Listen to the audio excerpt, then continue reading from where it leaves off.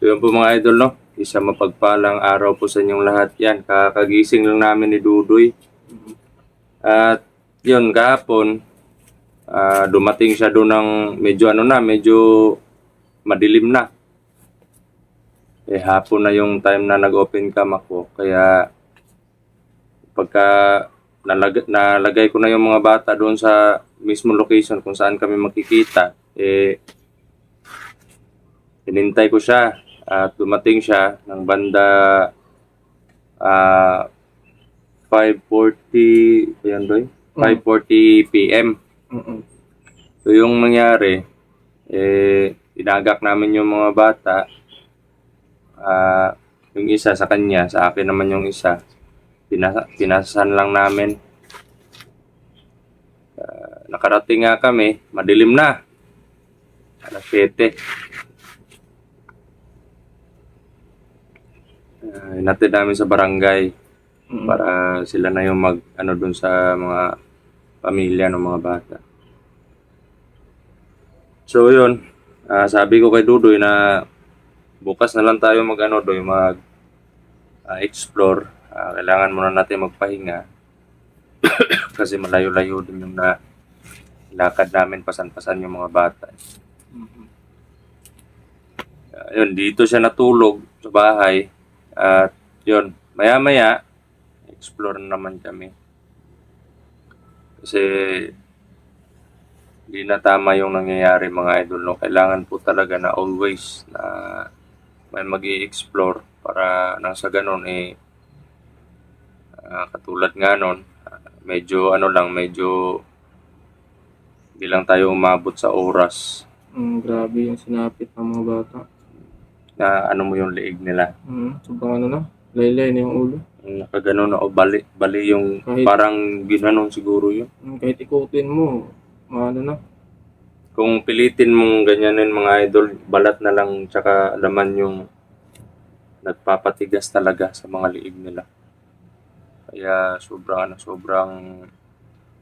nakakalungkot isipin na marami pong mga kabataan or mga inosente na nadadamay. Hindi ko lang rin alam kung saan nila nakuha yung mga bata na yun. Bilang ama, may mga anak rin ako. Ramdam ko yung galit, sakit, pagkamuhi dun sa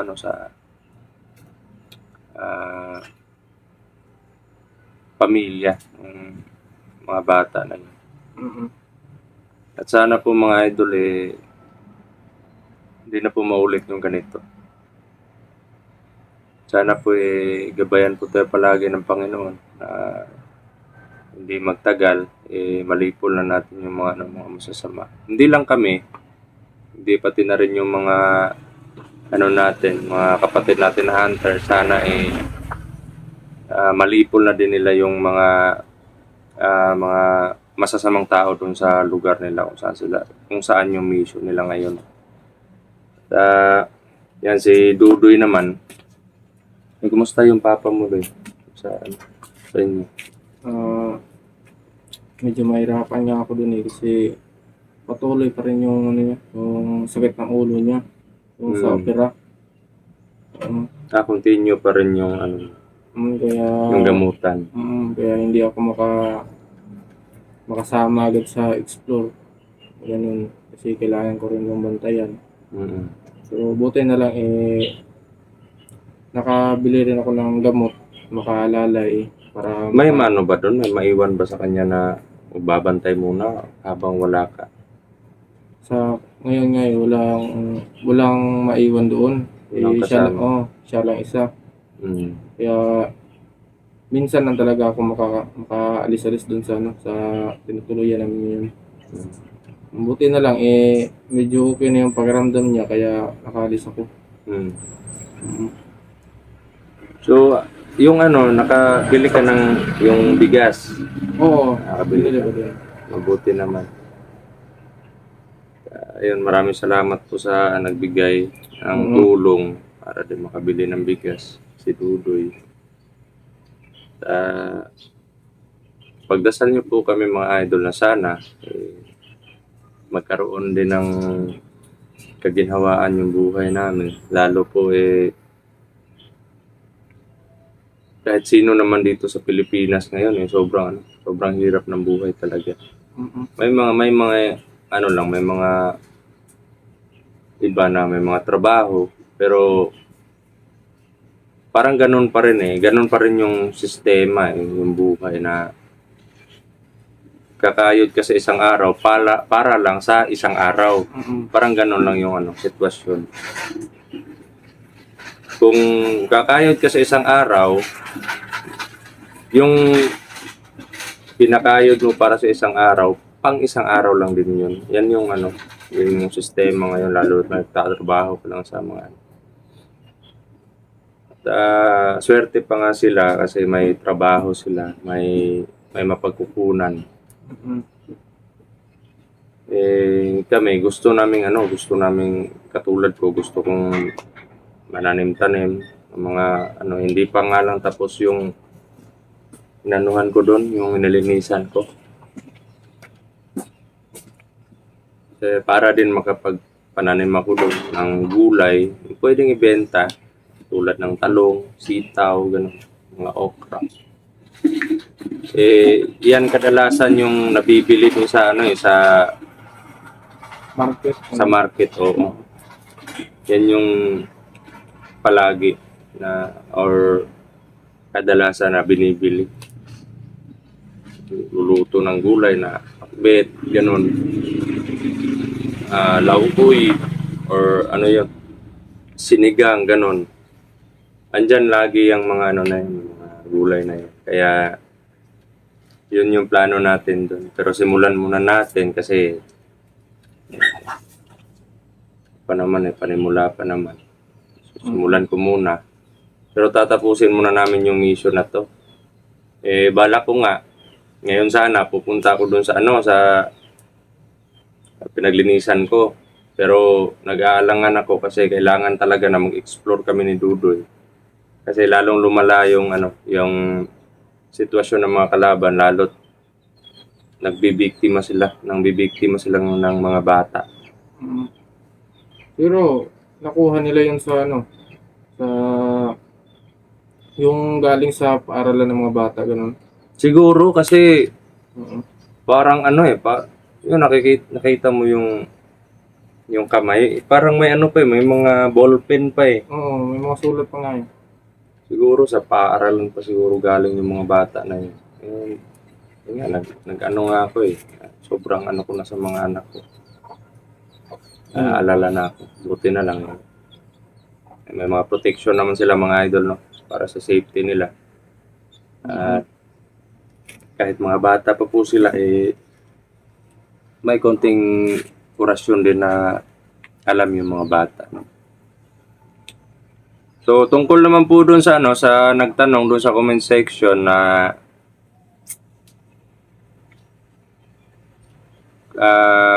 kuya, di ba pag may kapa, commander malalakas?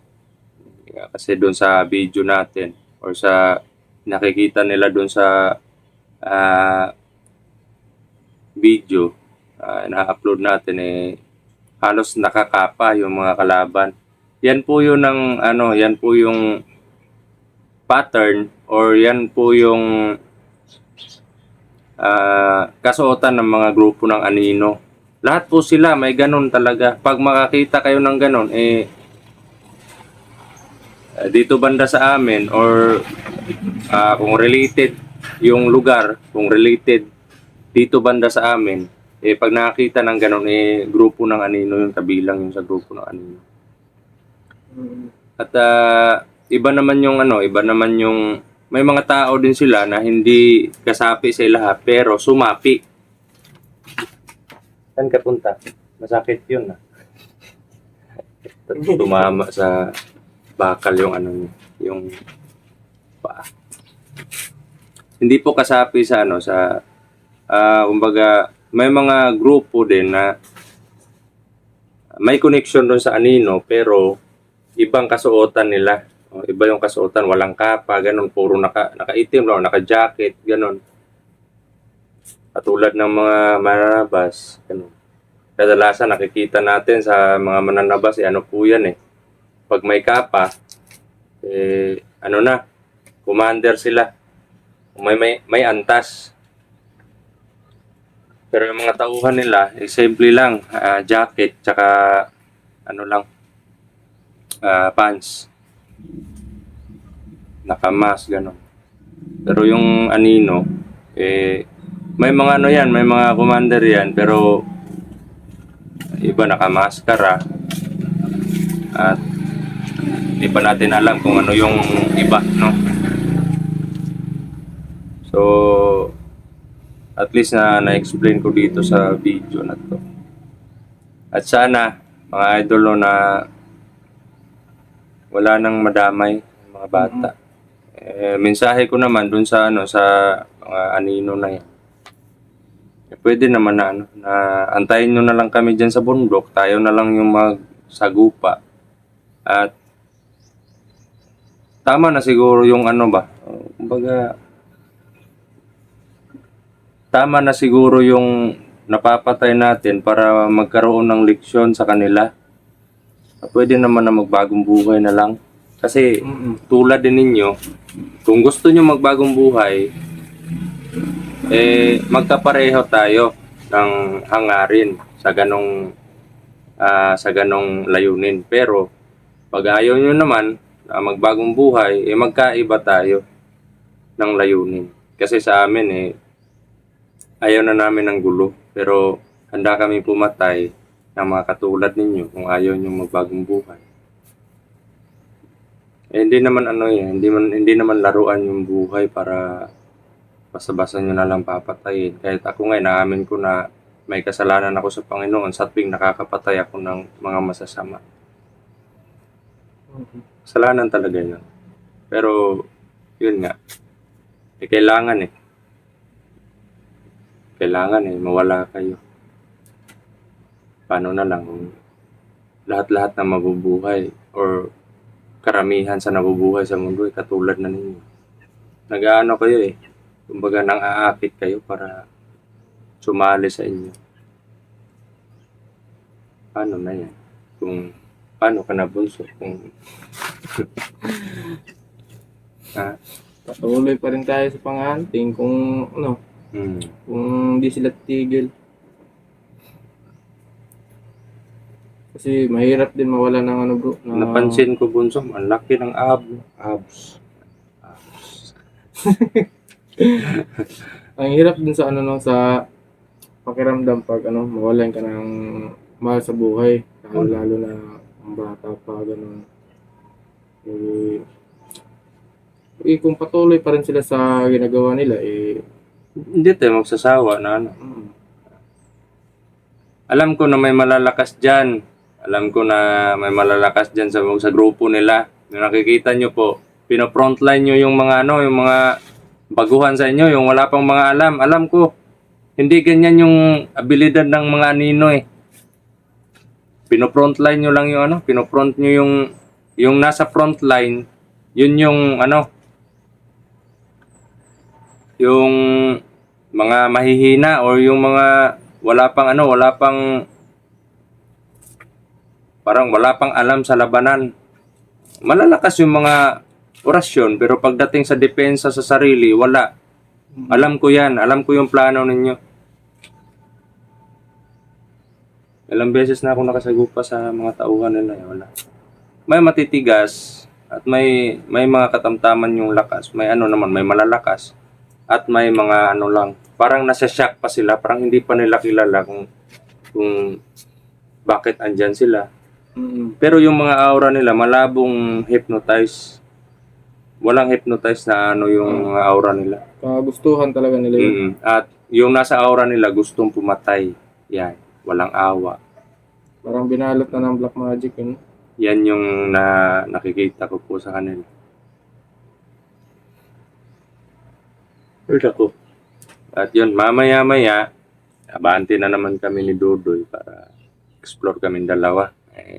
Pagod na ako sa kakahintay nito dun Mas mabuti na sabay na kami. Pero okay naman yung papa mo. Oh, may ano na. Kailangan na talaga ng ng maintenance na gamot para hindi sumakit yung ulo niya pag lalo na ngayon pag sobrang init, ganun, Mm. sumasakit yung ulo niya. Sakit ang ulo talaga.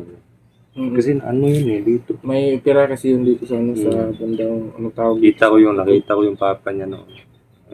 Bandang likuran. Mano ako sa kanya. Pumunta ako sa kanila. Pinakita ng papa niya yung opera dito. Ano talaga yung buto niya dito noon. Pag pinindot mo sobrang lambot. Malambot na. Wala nang buto dito mga idol, no. Kuha na lahat. Balat tsaka utak na lang. Yung buhok, balat at utak. Ganyan yung dito. Iba sa atin pag medyo matigas pa. Hmm. So sa kanya sobrang lambot. Sobrang lambot na. Parang bagong panganak na bata na malambot pa yung dito. Oo. Yung anong tawag yung bunbunan. Bunbunan. Iba yung bunbunan sa'yo.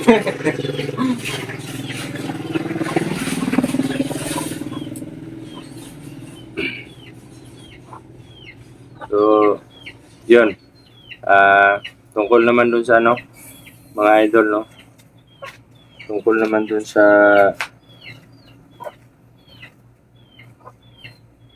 nag-comment noon yung sinabi ko baka lang daw, baka hindi daw alam ng mga naniniwala ba daw yung mga engkanto sa Panginoon. Sabi niya, alam ko po yun, yung sagot ko dun. Sabi niya, alam ko po yun. Pinagtripan lang kita, sabi niya. Sabi ko, wag kasi lahat naman tayo alam natin na may Panginoon. Alam nga natin na may Panginoon, nakakaano nga tayo ng kasalanan, nakakagawa tayo ng kasalanan. Yan pa kaya mga engkanto na nauna pa yan sa atin. Mas marami pa yan kaysa sa mga tao, mga engkanto. Marami din nagsasabi na hindi kami naniniwala na may engkanto, may mga aswang, spiritual yan yung mga sinasabing elemento, spiritual po yan. Siguro sa kanila wala. Depende lang yun sa tao kung maniniwala sila o hindi. May kanya-kanyang opinion naman Pero ito lang yung masasabi. Yung tao pag namatay siya, magiging kaluluwa yan. Magiging spiritual yan. Yung mga engkanto, parang spiritual yan.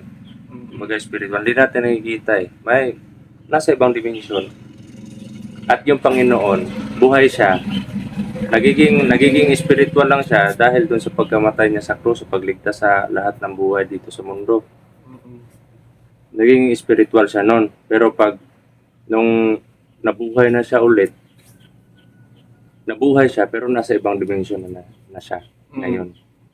Pero nakatutok pa rin siya sa atin kasi siya yung creator natin. Ganun yung sitwasyon. May spiritual, may katulad natin, mga tao, may mga na nasa ibang dimension. May mga buhay na nasa ibang dimension.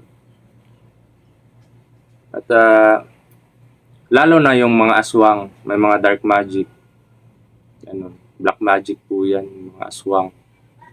Wala pa pong noon, wala pa yung mga cellphone, wala pa yung mga radyo. Marami po yan.